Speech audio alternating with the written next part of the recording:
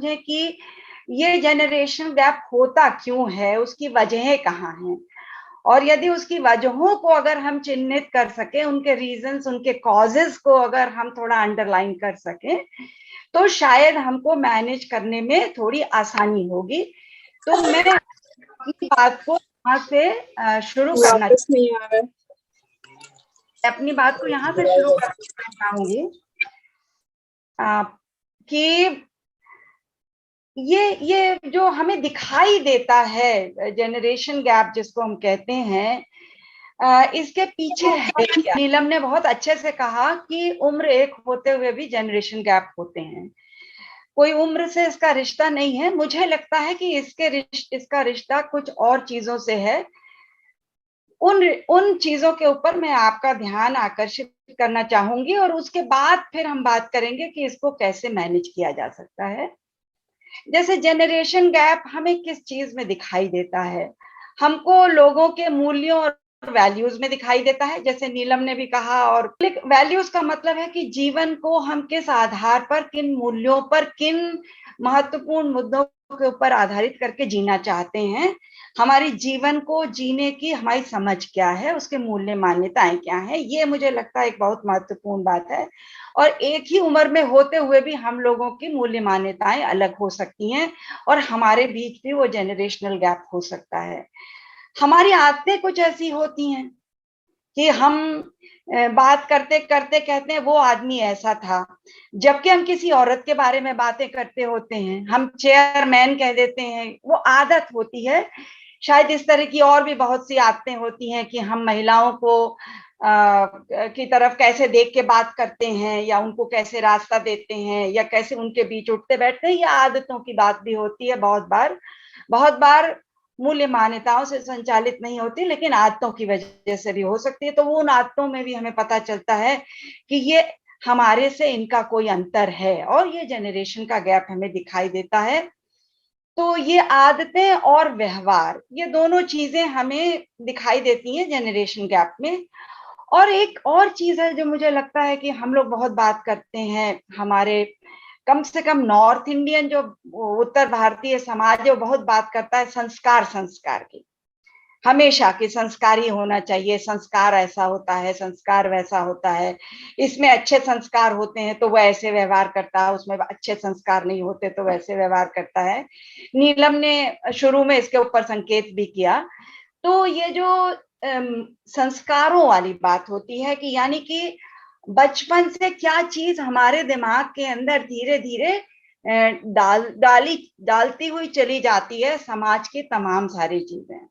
वो हमारा घर भी हो सकता है, वो हमारा स्कूल भी हो सकता है, वो हमारा और बैठती जाती हैं, उन्हीं को ज्यादातर मुझे लगता है कि हम संस्कार के रूप में परिभाषित करते रहते हैं। तो ये संस्कारों की वजह से भी हमें लगता है कि बहुत बड़ा एक जनरेशन गैप दिखाई देता है। ये सिर्फ उम्र की बात नहीं है, गैप मूल्यों का है, आदतों का है, व्यवहारों का है, संस्कारों का है, जो हमें हर जगह दिखाई देता है। थोड़ा सा एक बात और कर ले कि ये आता कहाँ से है फिर हमारे अंदर। तो मुझे लगता है कि हमको अपने समाज को देखना होगा कि ये समाज हमारा कैसा बना हुआ है, कौन सी व्यवस्था इसके अंदर लागू हो रही है, जिसकी वजह से हमको ये आदतें, ये व्यवहार, ये सोच समझ, ये मूल्य जीवन में बिना हमारे चाहे भी और चाह करके भी मिलते चले जाते हैं। तो मुझे लगता है कि हमें तीन चीजों पर ध्यान देना चाहिए। कि एक बात तो ये है कि हमारा समाज अभी भी बहुत ही रूप में सामंती समाज है, जिसको हम कहते हैं कि फ्यूडल स्ट्रक्चर है। फ्यूडल स्ट्रक्चर की वजह से क्या होता है कि हमेशा कोई ऊंचा होता है और कोई नीचा होता है। किसी एक के प्रति बहुत अधिक सम्मान होता है और किसी औरों के प्रति सम्मान नहीं होता है। एक गैर बराबरी का जो हमारा समाज है वो इस तरह के मूल्य, आदत, व्यवहार, संस्कार हमको लगातार देता जाता है। हमारे यहाँ बराबरी से बात करना, या क्या कहते हैं जिसको कि बराबर से सम्मान देना, ये हमारी व्यवस्था के अंदर नहीं है, समंती व्यवस्था होने की वजह से। दूसरी चीज ये है कि हमारी जो जो सामाजिक व्यवस्था है वो पितृसत्तात्मक व्यवस्था है, जो जिसका कि संकेत पहले नीलम ने भी किया, और भी बहुत सारे लोग मुझे लगता है कि बोलते समय करेंगे। वो खास तौर से औरतों के कॉन्टेक्स्ट में हमें देखना पड़ता है कि कैसे एक हमारी एक अनदेखी, अनचाही, कभी ना कहने वाली एक व्यवस्था है जो हमें बताती चलती है चुपचाप कि हमें ऐसे रहना है, ऐसे करना है, हम अच्छी औरत कैसे बन सकते हैं, वो अगर हम अच्छी औरत नहीं बनेंगे तो हम कैसे बुरी औरत हो जाते हैं, जैसे नीलम ने कहा। उस पैमाने पे देखा जाए तो मैं तो बहुत बुरी औरत हूँ, क्योंकि मैंने उन सारी चीजों को कभी पालन नहीं किया है।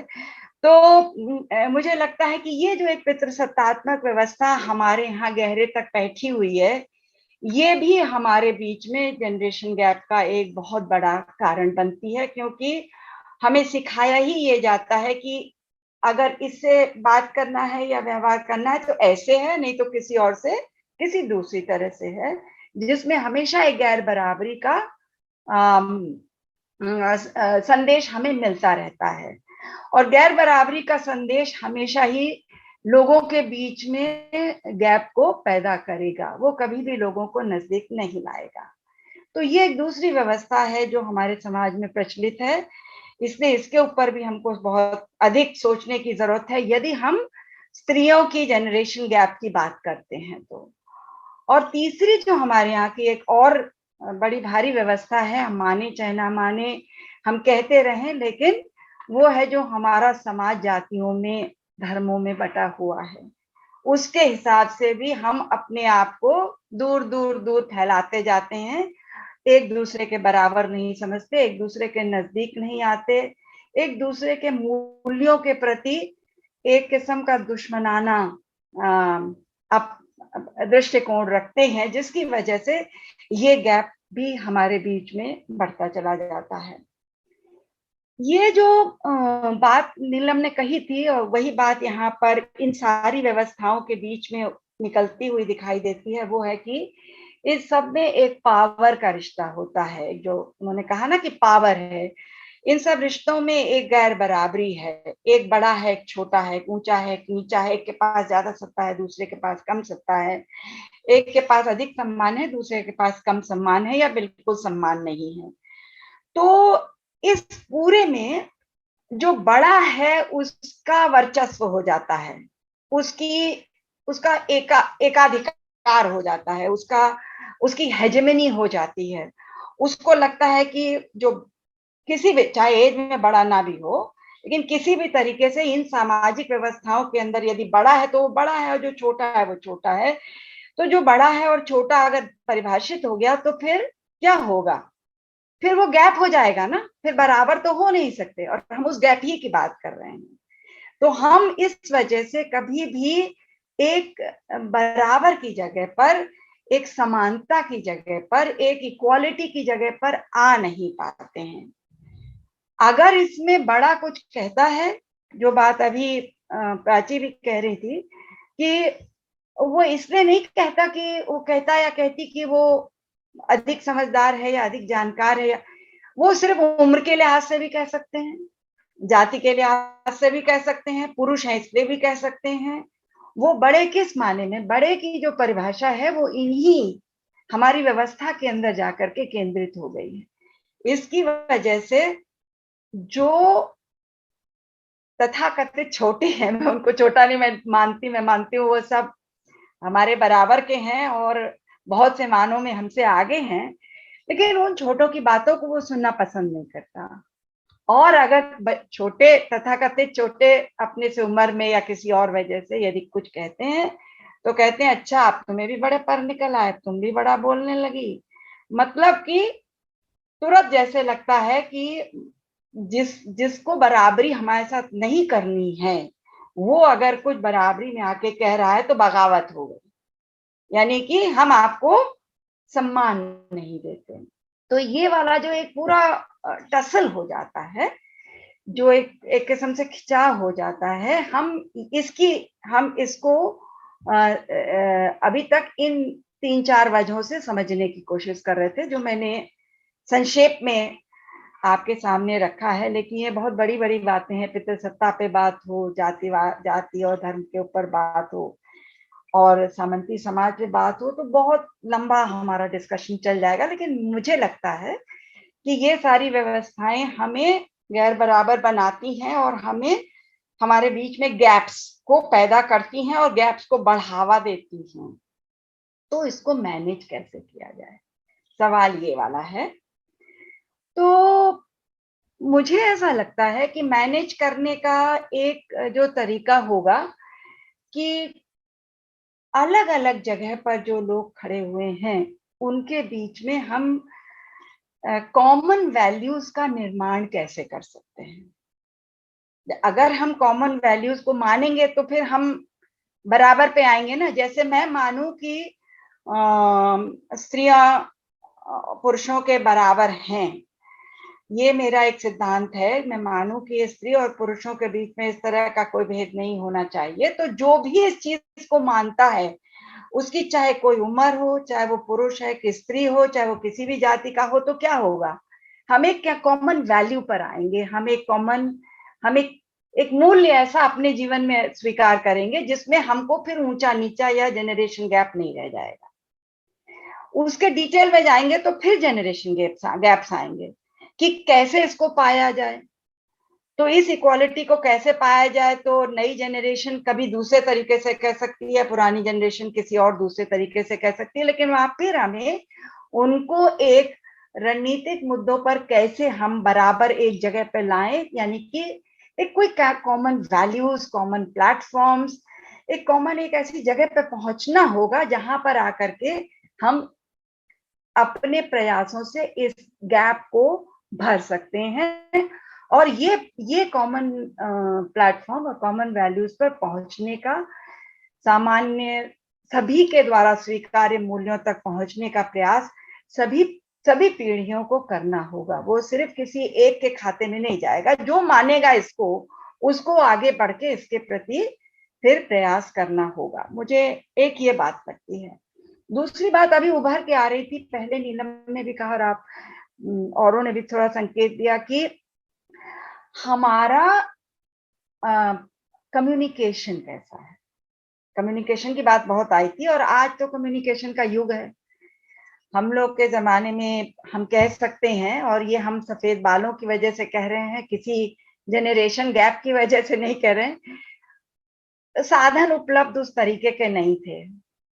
तो साधन उपलब्ध नहीं थे, तो जिस तरीके के साधन थे उस तरीके के साधनों का उपयोग करके हम अपनी बातों को एक दूसरे तक पहुंचाने का और उनकी बातों को समझने का प्रयास करते थे।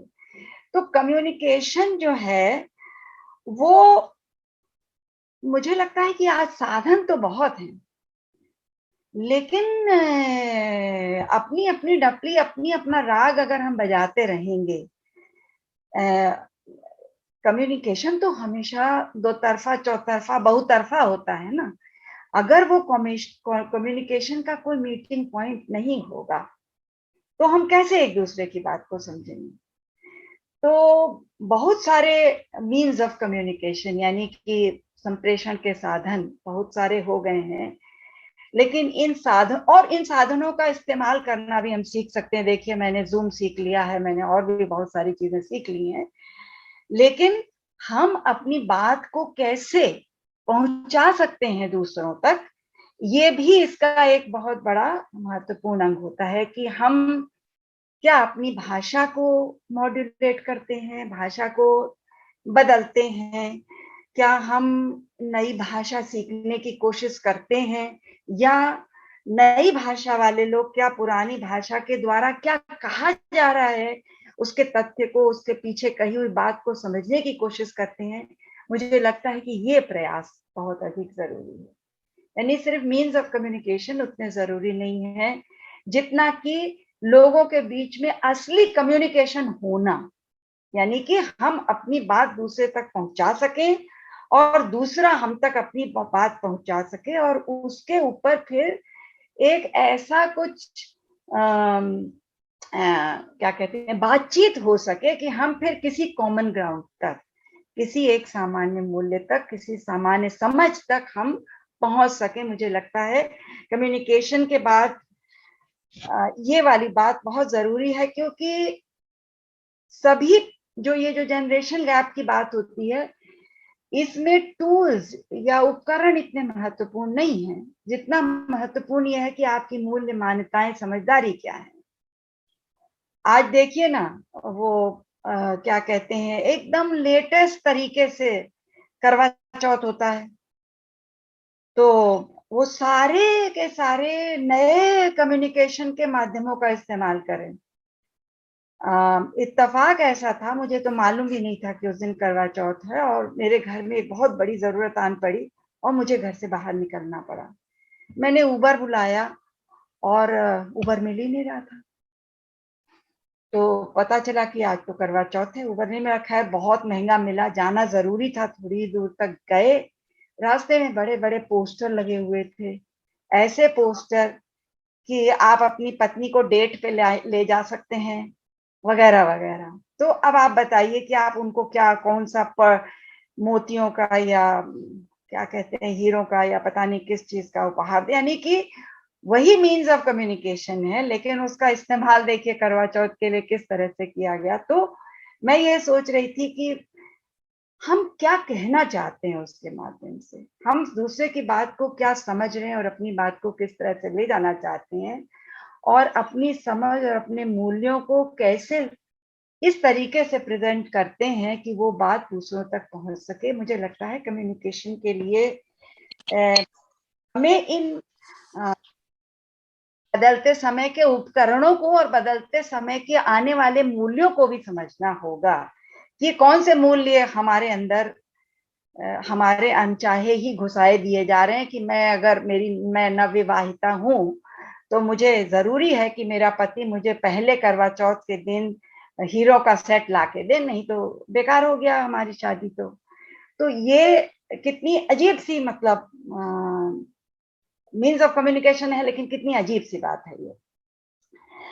तो हमें जरूरत आज ऐसी है कि हम ऐसे एक माहौल को तैयार कर सके जहां हम एक दूसरे की बात सुन सकें, एक दूसरे से अपनी बात कह सकें, अपने अंदर क्या हम इतनी टॉलरेंस, इतनी सहिष्णुता पैदा कर सकें कि पहले ही दिन लड़ ना जाएं, बात कहने से पहले ही हम 36 का आंकड़ा ना हो जाए, हम दोनों दो तरफ की तरफ मुंह करने लगे।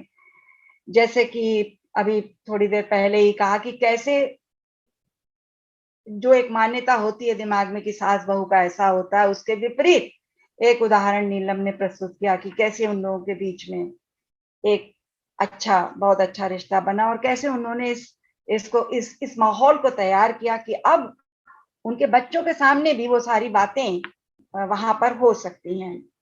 तो स्पेस देने की बात है हमारा, मुझे लगता है कि हम लोग स्पेस नहीं देते, जो इंटरजेनरेशनल बात है इसमें स्पेस नहीं देते, जगह नहीं देते। हमको लगता है हम ही सही हैं, बाकी सारी दुनिया तो गलत है, हमारे ही मूल्य सही हैं, बाकी सारी दुनिया के मूल्य गलत हैं।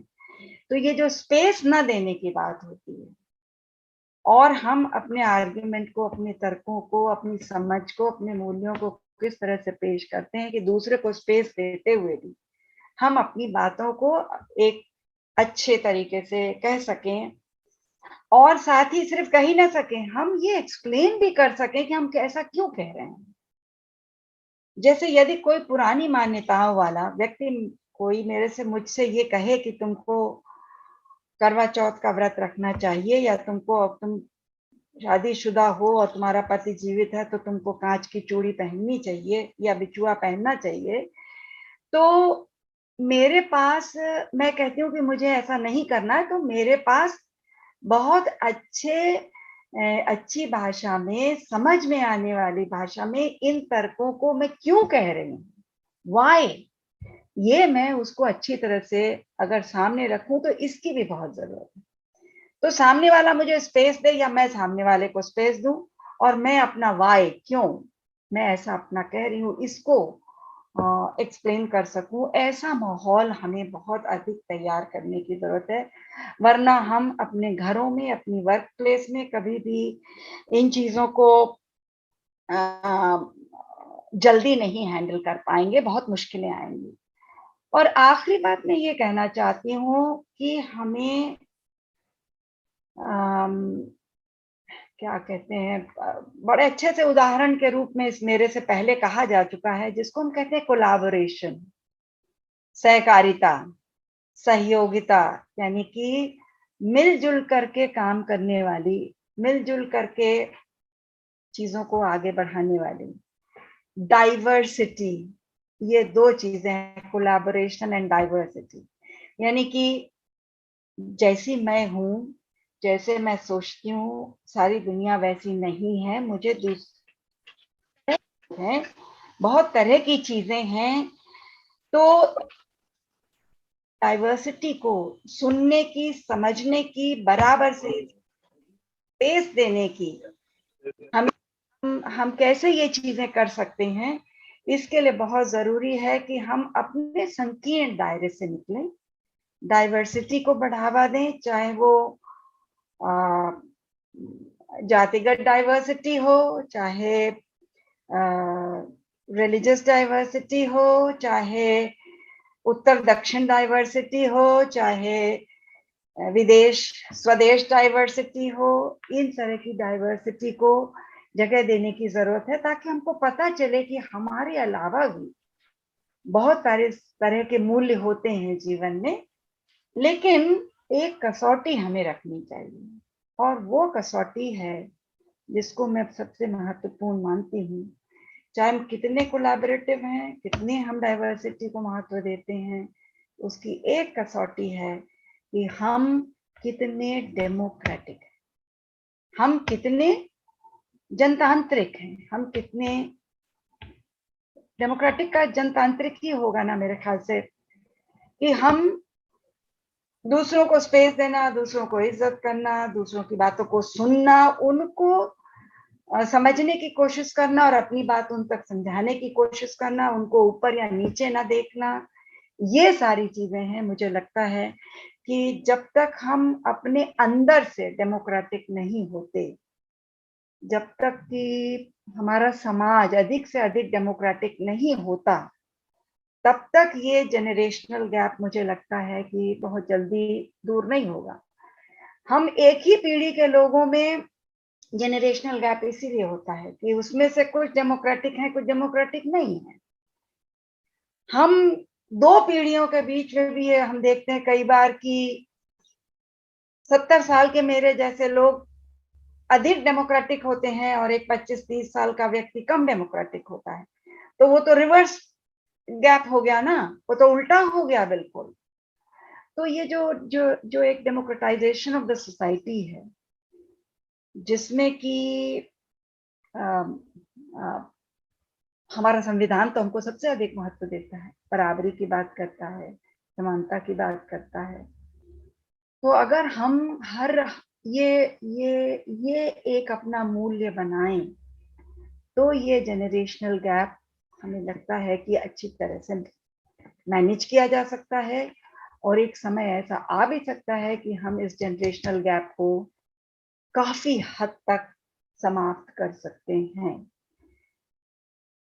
मुझे लगता है कि डेमोक्रेटिक प्रिंसिपल, इक्वालिटी का प्रिंसिपल, बराबरी का मूल्य, दूसरे को स्पेस देने का मूल्य, दूसरे की बात को समझने और अपनी बात को डेमोक्रेटिक तरीके से समझाने का मूल्य, यही अगर हम घर में भी चलाएं, यही हम अपने ऑर्गेनाइजेशन में भी चलाएं, ये हम अपने वर्क प्लेस में चलाएं, लार्जर सोसाइटी में चलाएं, तो हम इस जनरेशनल गैप को धीरे धीरे कम कर सकते हैं और कभी सुदूर भविष्य में इसको समाप्त भी कर सकते हैं। धन्यवाद।